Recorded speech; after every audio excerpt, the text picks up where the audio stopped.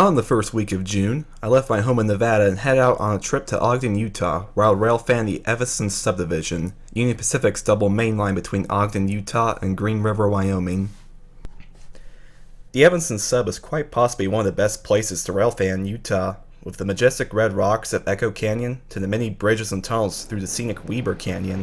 There's plenty of amazing photography that could be captured in the Utah segment of the Evanston Sub. My first stop was at Devil's Slide, a natural rock formation near the eastern mouth of Weber Canyon. Trains have been passing by this 200-foot high rock formation since 1869, when the tracks for the Transcontinental Railroad were first laid here. First train up was an eastbound manifest.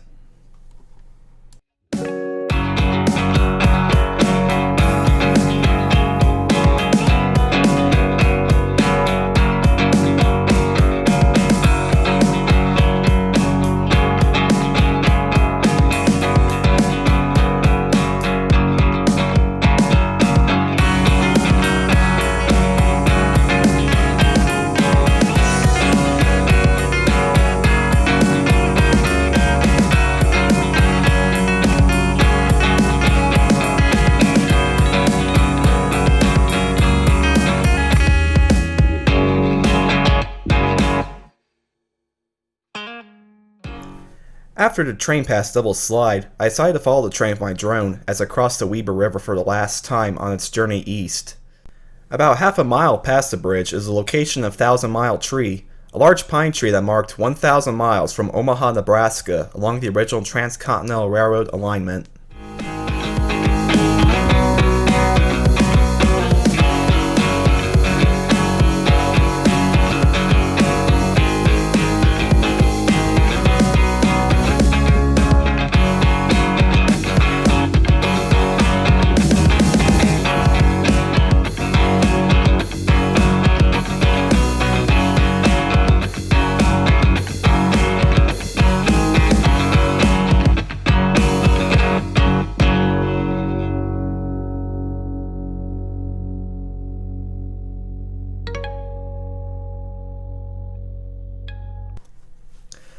I jumped ahead of the eastbound head towards Emory, where I went to Echo Canyon Road overpass. With very little traffic, the overpass provides a great elevated shot of trains. When I arrived there, I was quickly greeted by a westbound intermodal train.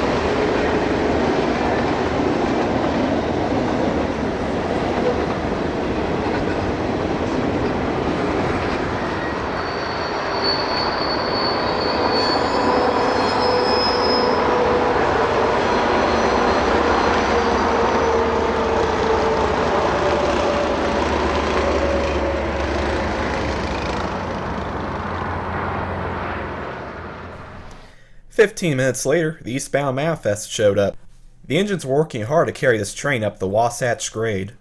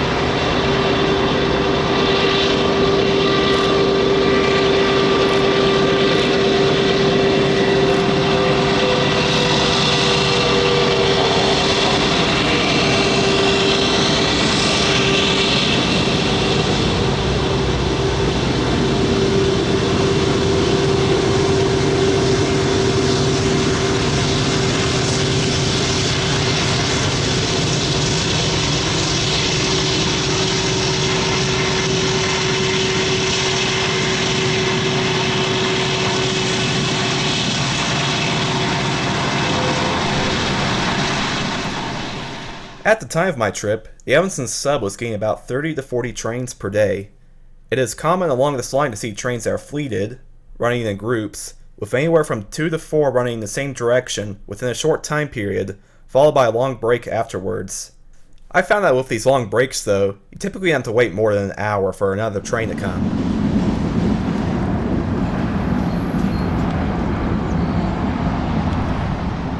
After leaving Emory, I headed to the westbound Interstate 80 rest stop in Echo Canyon, located at exit 170. This has got to be one of the best rest stops to railfan at in America. The rest area features sidewalks leading up a steep hill to a covered sitting area with spectacular views of the tracks with the huge red rocks of Echo Canyon as your backdrop. It didn't take long after arriving here for an eastbound manifest to show up.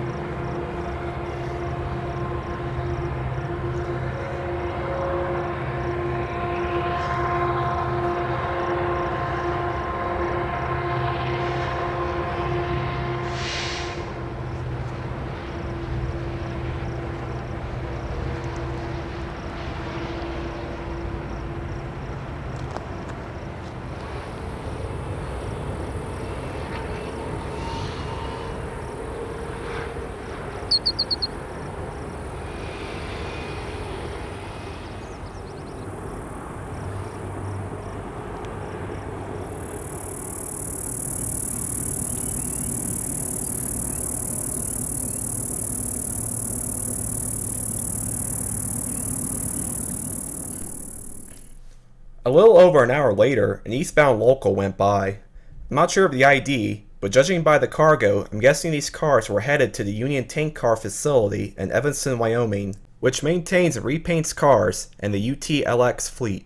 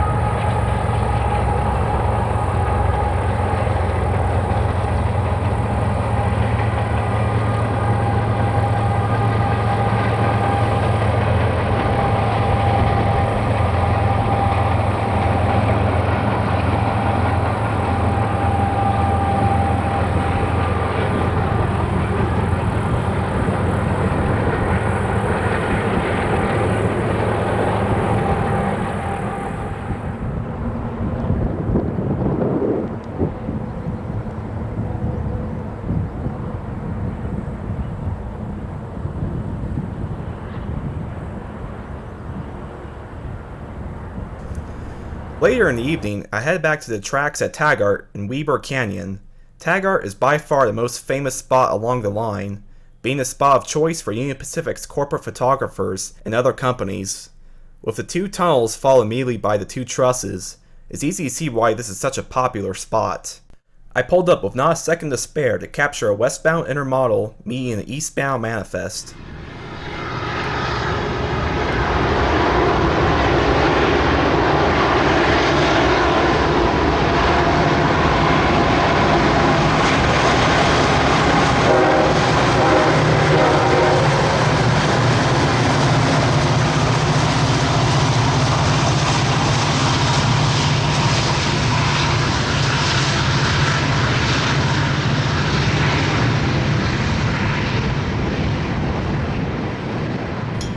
On the way out to Taggart, I had passed a strange-looking train along the freeway. It had specialized flat cars holding large, white containers with a boxcar spacer between each car. I knew this train was special, so I was going to wait for it at Taggart. When I arrived there was a photography crew there already waiting for it. Shortly after, someone else arrived, who happened to be a transportation manager with Northrop Grumman, who was in charge of this train. From him I learned this train was a special move of solid rocket booster segments headed from their Promontory, Utah location to NASA in Cape Canaveral, Florida. These were their SLS, Space Launch System boosters, which are going to be utilized on the Artemis 1, the first rocket in the Artemis program, which has a goal of getting us back to the moon by 2024. This was the train's first run in 10 years, since it stopped carrying boosters for the now retired shuttle program. Because of this, Northrop Grumman's corporate photographers were following this train to get as many shots of it as possible.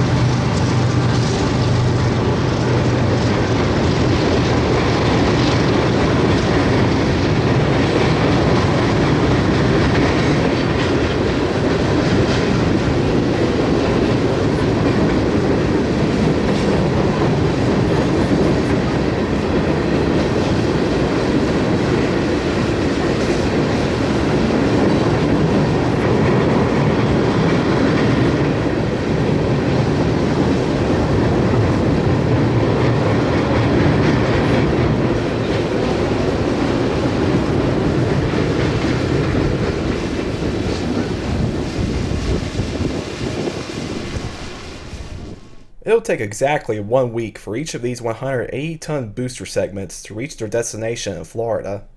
After the end of the train went by, I jumped ahead of it to the town of Echo, where I caught it again. Unfortunately, the manifest in front of this train had triggered a defect detector and it stopped for 45 minutes. Thankfully though, there was still enough light for me to film the train after having a nearly 1 hour delay. This train will conclude my railfanning along the Evanston Sub for this trip.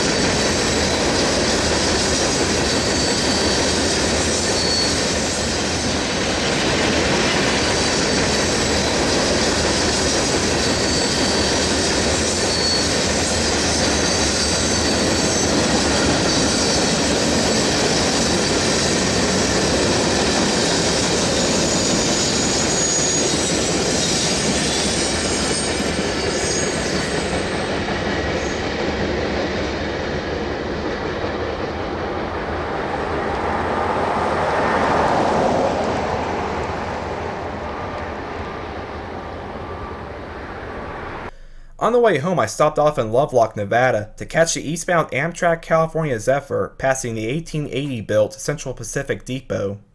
This depot was used until 1997 when Amtrak discontinued service here. After Union Pacific announced plans to tear down the station, the city of Lovelock purchased the building from Union Pacific.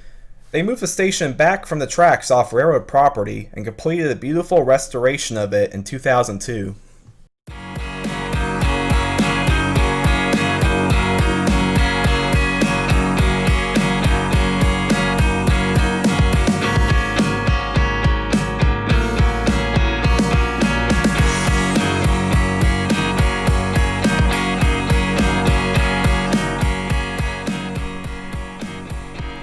And that concludes this video.